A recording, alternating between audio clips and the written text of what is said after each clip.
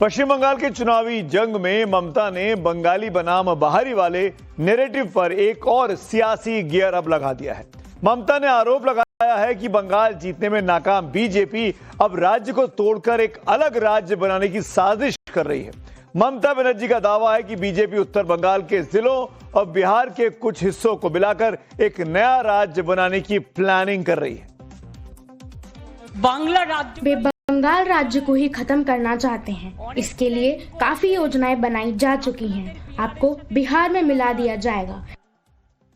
मैंने उत्तरी बंगाल के विभाजन को रोक दिया है।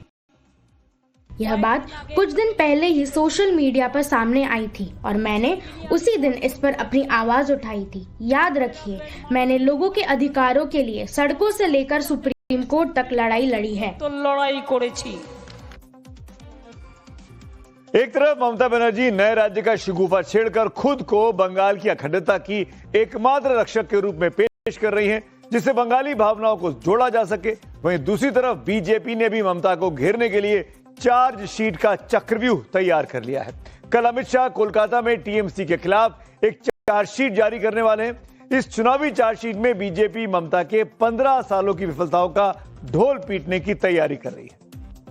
और मेल्ट डाउन उनका शुरू हो गया है, काउंटडाउन भी शुरू हो गया है, क्योंकि उल्टी गिनती जब शुरू हो जाती है तब ऐसे भ्रमित करने वाले बयान नेता देने शुरू करते हैं जो ममता जी दे रही हैं। कट मनी वाली सरकार, भ्रष्टाचार वाली सरकार, भ्रष्ट मंत्रियों वाली सरकार और जिसके 12 मंत्री और विधायक जेल चले गए हों, ऐसी एकमात्र सरकार ममता बनर्जी की है। तो बीजेपी लगातार ममता सरकार पर भ्रष्टाचार और कट मनी जैसे गंभीर आरोप लगाती आई है। अब इन्हीं आरोपों को लेकर भारतीय जनता पार्टी ने ममता सरकार की एक चार्जशीट तैयार की है। इसके जरिए बीजेपी सार्वजनिक वितरण यानी राशन प्रणाली में घोटाला, 100 दिवसीय ग्रामीण रोजगार के साथ साथ इसमें घोटाला, आवास परियोजनाओं में घोटाला, मिड डे मील, बाढ़ और राहत के काम में अनियमितता के आरोप लगाने वाली है। इसके साथ राज्य कर्मचारियों का महंगाई भत्ता, बांग्लादेश से होने वाली घुसपैठ, कानून व्यवस्था, राजनीतिक हिंसा, सांप्रदायिक तनाव और महिला सुरक्षा जैसे बड़े मुद्दों पर भी बीजेपी ममता सरकार को घेरने की तैयारी कर चुकी है। टीएमसी सरकार के खिलाफ चार्जशीट में बढ़ती बेरोजगारी, पलायन, बंगाली पहचान की कीमत पर उर्दू को बढ़ावा देना और मदरसा शिक्षा पर ज्यादा बजट देने को लेकर भारतीय जनता पार्टी बंगाल की सियासी पिच पर ममता को बोल्ड करने की तैयारी कर रही है। बीजेपी एक तरफ ममता के खिलाफ चार्जशीट की तैयारी कर रही है, वहीं दूसरी तरफ रामनवमी के जुलूस से राज्य का सियासी पारा भी चढ़ा दिया है। आज शुवेंदु अधिकारी ईस्ट मिदनापुर में निकाली गई रामनवमी रैली में शामिल हुए। ममता के खिलाफ शुवेंदु अधिकारी भवानीपुर से मैदान में है। कल उन्होंने भवानीपुर में भव्य रामनवमी का जुलूस निकाला था। रामनवमी रैली से लगातार शुवेंदु सनातनी सिपाही बनकर ममता पर तुष्टीकरण के बाउंसर फेंक रहे हैं। इस बार माहौल दूसरा है। हिंदू जाग चुका है, जागरण हो गया है। सनातनी बांटने वाला नहीं है, सब एक साथ हो गया है। इसलिए 8 साल बाद 10,000 श्रद्धालु का जुलूस चल रहा है माता जानकी का मंदिर में। सर, हिंदू जाग चुका है कह रहे हैं आप, तो इसका क्या प्रभाव रहेगा? क्या सरकार बनती दिख रही है? राम राज्य होगा। बंगाल में वोटों की जंग अब निर्णायक मोड़ पर पहुंच गई है। बीजेपी ममता को उखाड़ फेंकने का जोर लगा रही है, तो वहीं ममता के सामने एंटी इनकम्बेंसी की चुनौती समेत कई अहम मुद्दे पहाड़ बनकर अब खड़े हो गए हैं। लिहाजा दीदी बंगाली अस्मिता पर बहुत बड़ा दांव लगा रही हैं, क्योंकि उनको लगता है कि ये बीजेपी की कमजोरी है।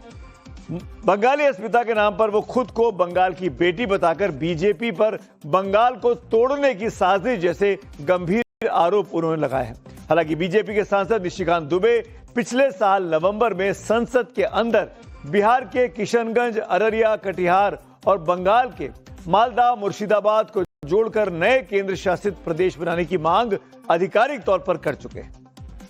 बंगाल से ममता बनर्जी की जो पुलिस है और वहां के लोग मालदा और मुर्शिदाबाद से आकर हमारे लोगों को भगा रहे हैं और हिंदुओं का गांव खाली हो रहा है। ये बड़ा ही सीरियस विषय है। मैं ऑन रिकॉर्ड कर रहा हूं, और ये झारखंड हाईकोर्ट का अभी 22 जुलाई का ऑर्डर है जो ये कह रहा है कि मुसलमानों की आबादी दिन प्रतिदिन बढ़ रही है और चाहिए। ये जितना किशनगंज, अररिया, कटिहार, मालदा, मुर्शिदाबाद और पूरा संथाल बना है, इसको यूनियन टेरिटरी बनाइए, नहीं तो हिंदू खाली हो जाएंगे। अभी आप निशिकांत दुबे साहब को सुन रहे थे। एक और बात याद दिलाता हूं, इस 25 और 27 फरवरी को गृहमंत्री अमित शाह भी सीमांचल के दौरे पर थे। वहां बिहार के पूर्णिया, किशनगंज, अररिया में उन्होंने स्थानीय अधिकारियों और सीमा सुरक्षा में तैनात जो बल हैं, एसएसबी, बीएसएफ और आईबी के अधिकारियों के साथ एक बैठक की थी। वो तस्वीरें भी हम आपको दिखाएंगे। अमित शाह के दौरे और निशिकांत दुबे के बयान को मिलाकर अब ममता बनर्जी ने बीजेपी के खिलाफ नई सियासी तलवार तान दी है। अब यह दावा किया है कि पश्चिम बंगाल के मालदा, उत्तर दिनाजपुर, दक्षिण दिनाजपुर और दार्जिलिंग के साथ सीमांचल के पूर्णिया, कटिहार, अररिया और किशनगंज जिले के साथ एक नया केंद्र शासित प्रदेश बनाने की तैयारी चल रही है। यानी यह इलाका बिहार का और यह इलाका बंगाल का, ये जब जोड़ेंगे भारत के नक्शे पर तो यहां होता है, तो ये पूरा हिस्सा निकलकर एक नया केंद्र शासित प्रदेश बन सकता है। हमने जानबूझ के नहीं जोड़ा है क्योंकि अभी ये अटकलें हैं। आधिकारिक तौर पर कोई कुछ नहीं कह रहा है, ये सिर्फ बयानबाजी चल रही है। अगर ऐसा हुआ कि एक नया प्रदेश बना तो बिहार के सीमांचल का 11,000 वर्ग किलोमीटर का इलाका और पश्चिम बंगाल के करीब 12,000 वर्ग किलोमीटर का इलाका आपस में जुड़ जाएगा। ऐसे में अगर इन सभी 8 जिलों के क्षेत्रफल को जोड़ा जाए तो ये तकरीबन 23,000 वर्ग किलोमीटर का इलाका बैठता है। बंगाल और सीमांचल के इन जिलों में बांग्लादेशी घुसपैठ के आरोप लगातार लगे हैं। इन 8 जिलों में मुस्लिम आबादी बहुत अधिक है।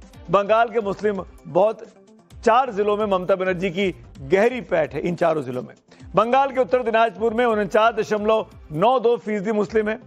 दक्षिणी दिनाजपुर में 24.63% मुस्लिम आबादी है। मालदा में मुस्लिम आबादी 51% के ऊपर है और बिहार के किशनगंज में मुस्लिम आबादी लगभग 68% है। पूर्णिया में मुस्लिम आबादी करीब 38.46% है और कटिहार में 31.43% मुस्लिम आबादी है। इसमें आपको तमाम आंकड़ा एक साथ एक ग्राफिक्स में साफ तौर पर दिखाई दे रहा है। ऐसे में अगर बिहार और पश्चिम बंगाल के मुस्लिम बहुल इलाकों को साथ जोड़कर अलग केंद्र शासित प्रदेश बनाया जाएगा तो निश्चित तौर पर इंडिया ब्लॉक के दलों का चुनावी गणित गड़बड़ा जाएगा। इसी बात की चिंता ममता बनर्जी को अब खाई जा रही है। इसीलिए उन्होंने मां माटी मानुष वाले दांव पर बंगाल बचाव का तड़का लगा दिया है। इस बीच एक